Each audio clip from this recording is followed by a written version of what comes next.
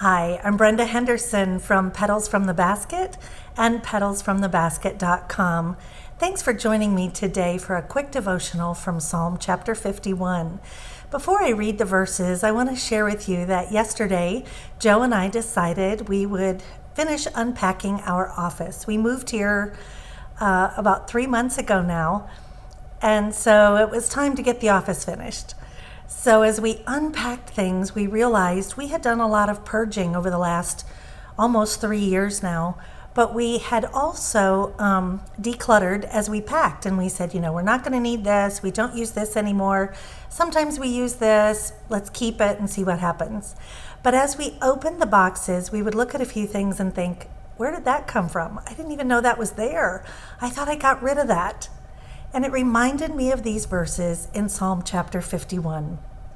Verses 1 and 2 say, "Be gracious to me, O God, according to your loving kindness. According to the greatness of your compassion, blot out my transgressions. Wash me thoroughly from my iniquity and cleanse me from my sin." David was praying this prayer directly to the Lord, and I think that we should pray it to him in the same way. Because so often we think we've got everything all cleaned up.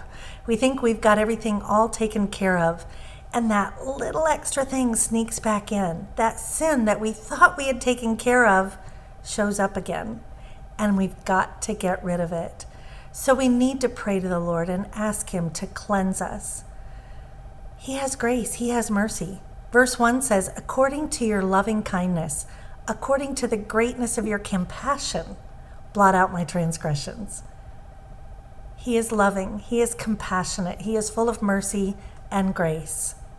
And in 1 John 1:9, he promised, "I will forgive if you confess and forsake those sins." So do that today.